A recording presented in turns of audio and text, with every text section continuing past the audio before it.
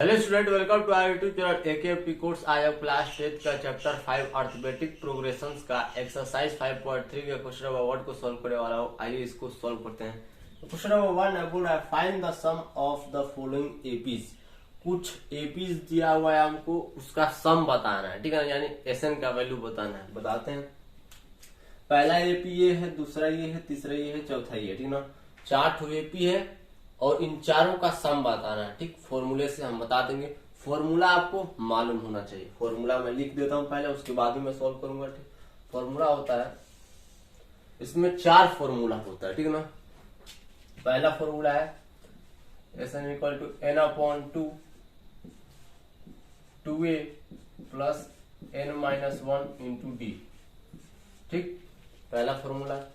ये फॉर्मूला तब यूज होता है जब आपको ए एन डी का वैल्यू दिया हो, ठीक है ना। दूसरा formula s n equal to n upon 2a plus a N.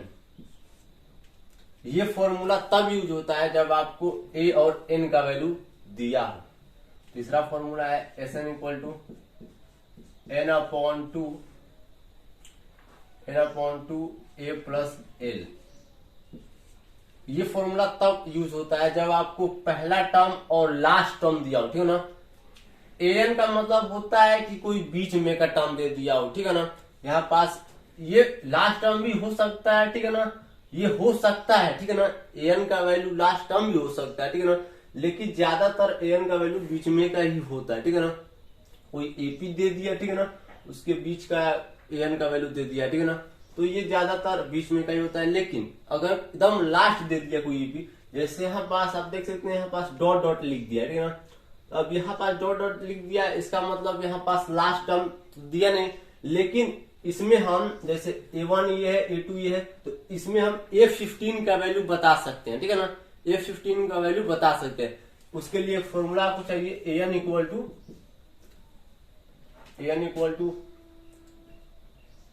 A plus n minus 1 into d, ठीक है ना। इस फॉर्मूले से आप इन चारों एपी में से एन का वैल्यू निकाल सकते हैं, ठीक है ना। लेकिन एल का वैल्यू आप नहीं निकाल पाएंगे कि लास्ट टर्म क्या है, ठीक है ना। एल का वैल्यू हमेशा दिया ही रहता है क्वेश्चन में। अगर वो बोल रहा है क्वेश्चन कि लास्ट टर्म ये है, तो लास्ट टर्म ही वही है, ठीक है ना। ऐसा है।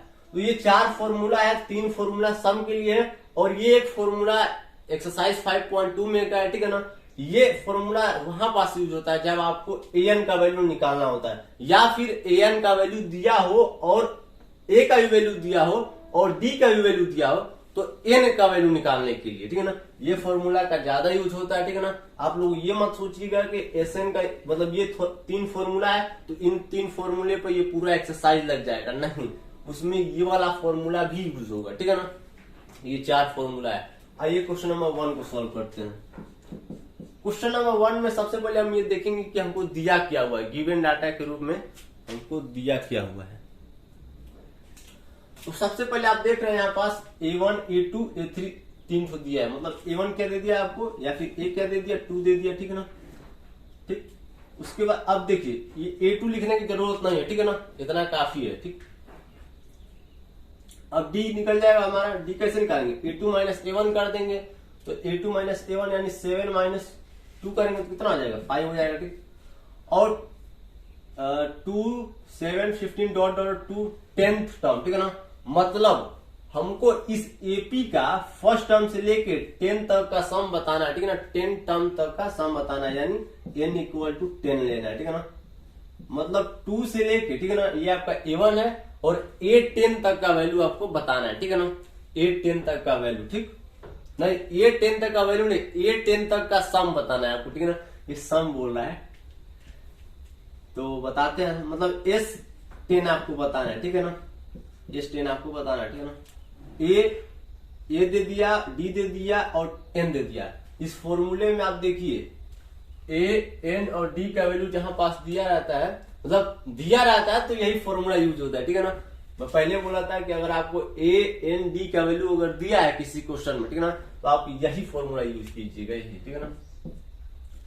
अगर मान लीजिए एन और ए का वैल्यू दे दिया और एन का वैल्यू दिया है तो ये वाला, अगर एल और ए एन का वैल्यू दिया है तो ये वाला, अगर केवल एन का वैल्यू दे दिया है, ठीक है ना, और ए का वैल्यू और एन का वैल्यू दे दिया है। अब अगर आपसे पूछा जाए कि सम बताइए तो सबसे पहले ये फॉर्मूला का यूज करना है, उसके बाद सम वाला फॉर्मूला का यूज करना है। ठीक, तो आइए हम S10 का वैल्यू बताते हैं। पहला वाला फॉर्मूला यूज करेंगे, S10 इक्वल टू, फॉर्मूला मैं नहीं लिखूंगा, यहाँ पास चारों फॉर्मूला लिख जाओ। अब यहाँ पास n के जगह पे बस 10 लिखते जाना है, ठीक है ना। 10/2 हो जाएगा, ठीक। 2a, 2 इंटू ए का वैल्यू कितना है, 2 है, plus add by the square, add का वैल्यू 10 है तो 10 बाई द स्क्वायर करेंगे, और डी का वैल्यू कितना है 5 होता है, 5 लिखेंगे, ठीक।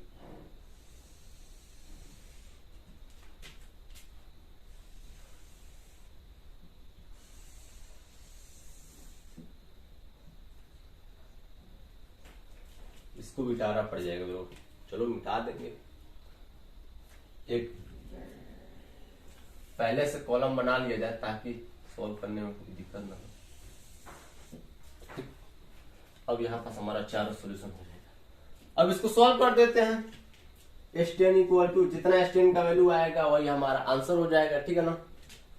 तो यहाँ पास हो जाएगा 5, यहाँ पास हो जाएगा 4 प्लस, इसको सॉल्व करेंगे तो 9 आएगा, 10 माइनस 1 कितना हो जाएगा 9, और 9 इंटू 5 45, ठीक। S10 इक्वल टू 5 इंटू, इसको ऐड करेंगे तो 49 आएगा। S10 इक्वल टू 5 9 जा 45, 5 4 जा 20, और 20 4 24, 245 इसका आंसर आ जाएगा। यानी इस एपी में फर्स्ट टर्म से लेके 10 टर्म तक का जो सम है वो है 245। आंसर खत्म। अगला आंसर में अगले क्वेश्चन का आंसर करते हैं, मतलब अगले क्वेश्चन का सॉल्यूशन करते हैं।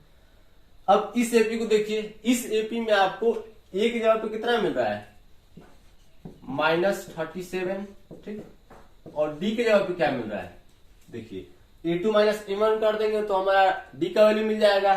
तो A2 का वैल्यू है -33 और A1 का वैल्यू है -37। तो देखिए ये तो चलो सही है, -33 रहेगा, फिर माइनस लगाएंगे और ये माइनस में है तो माइनस इंटू माइनस प्लस हो जाएगा, उसके बाद 37 होगा। यानी -33 प्लस 37 को जब आप सॉल्व करेंगे तो +4 आएगा। आप लोग सॉल्व कर लीजिएगा, ठीक है ना। इसमें से डी निकाल लीजिएगा, +4 आएगा, ठीक।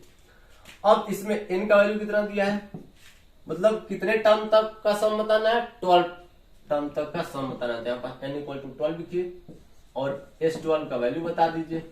फॉर्मूला यही लगेगा क्योंकि ADN का वैल्यू दिया हुआ है, तो ये फॉर्मूला हम लगा के S12 का वैल्यू फाइंड कर सकते हैं। तो S12 इक्वल टू 8/2 यानी 12/2, सबसे पहले लिखेंगे 2a 2 इंटू -37 प्लस n-1 यानी 12 माइनस 1। तो 12 माइनस 1 डायरेक्ट मैं यहाँ पास 11 लिख देता हूं, और डी का वैल्यू कितना दिया है 4 दिया था, यहाँ पास 4 11 इसलिए लिख दिया क्योंकि स्पेस कम है। S12 इक्वल टू, इसको सॉल्व करेंगे 6 आएगा, यहाँ पास -74 आएगा, यहाँ पास +44 आएगा। S12 इक्वल टू 6 इंटू, इसको सॉल्व करेंगे आप ना तो -30 आएगा, ठीक। फिर मल्टीप्लाई कर दीजिए। S12 इक्वल टू, S12 का मतलब ये है कि फर्स्ट टर्म से लेके 12 टर्म तक का जो सम है वो, ठीक है ना। यहाँ पास मल्टीप्लाई करेंगे तो -180 आएगा, ठीक है ना। ये आपका आंसर हो जाएगा सेकंड नंबर वाले का, ठीक है ना। फर्स्ट टर्म से लेके यानी इस एपी में -37 से लेके और इसी एपी का जो 12 टर्म है, जो भी उसका वैल्यू होगा, वहां तक का जो सम है वो है -180। खत्म। आगे बढ़ते हैं,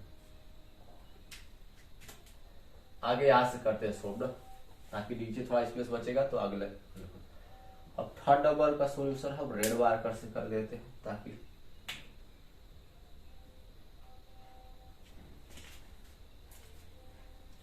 थर्ड नंबर थर्ड नंबर में आप देखिए जो ए है या फिर A1 है वो है 0.6, ठीक। और जो डी है, डी कैसे निकालेंगे, A2 माइनस A1, तो A2 माइनस A1 करेंगे 1.7 में अगर आप 0.6 को माइनस करेंगे ना तो 1.1 आएगा, डी इक्वल टू 1.1, ठीक। एन कितना दिया है, कितना टर्म तक का सम बताना है, 100 टर्म तक का सम बताना, तो यहाँ पास एन इक्वल टू 100 लिखेंगे और इस 100 का वैल्यू बताना है हमको, इस 100 यानी फर्स्ट टर्म से लेके 100 टर्म तक का सम बताते हैं। फॉर्मूला यही लगेगा, s 100 equal to, s 100 equal to हो जाएगा फॉर्मूला n/2 यानी 100/2, 2a 2 into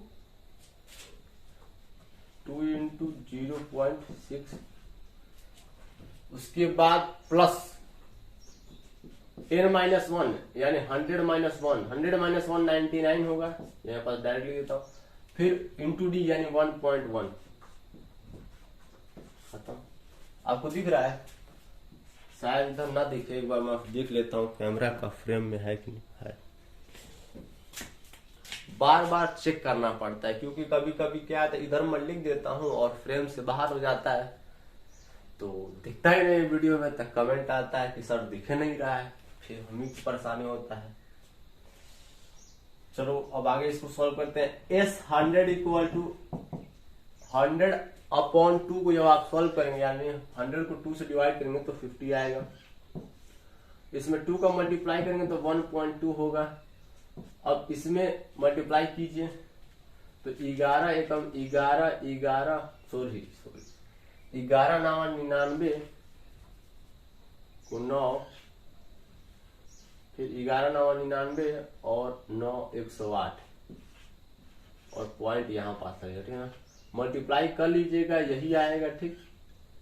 S 100 equal to 50 into इसको ऐड करते हैं तो 1 0 1 0 1 ऐड करो यार, यही आना चाहिए, यही आएगा क्योंकि 9 और 2 11, ठीक, 11 का 1 और 8 और ये 1 9 और कैरी 1 था, 10 का 0 हो गया और यहाँ पास 0 है तो कैरी लिख देंगे 1 और 1 सही है। और 50 का मल्टीप्लाई एस 100 इक्वल टू 50 से मल्टीप्लाई करते हैं तो पॉइंट तो हट जाएगा, ठीक, उसके बाद बचेगा 0 से मल्टीप्लाई होगा, मतलब इसको आप किस टर्म लिख सकते हैं, 5 इंटू 10 इंटू 1 00 11, हाँ ठीक। अब इस 50 को आप 5 इंटू 10 के फॉर्मेट में लिख सकते हैं। अब 10 का मल्टीप्लाई इसमें होगा तो जो डेसिमल है वो तो हट जाएगा, ठीक, और फिर 5 को मल्टीप्लाई कर दीजिए तो 505 मतलब 5505 इसका आंसर हो जाएगा, ठीक है ना। यानी इस एपी में जो फर्स्ट टर्म है और 100 टर्म तक का जो सम है, ठीक है ना, उसका जो वैल्यू है वो है 5505, ठीक है ना। अब अगले को सॉल्व कर देते हैं यानी फोर्थ नंबर को, ये ठीक सबसे आसान यही है।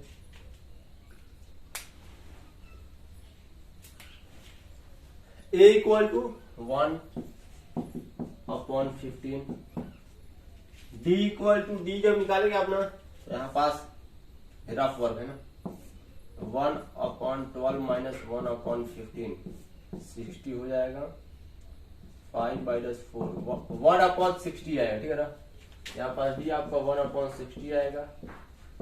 N इक्वल टू 11 और आपको S 11 निकालना है, ठीक है ना, बता देते हैं। यहाँ पास S 11 इक्वल टू N/2 यानी 11/2, ठीक, 11/2 2a यानी 2 इंटू 1/15 प्लस n-1 n यानी 11-1, D का वैल्यू कितना दिया 1/16,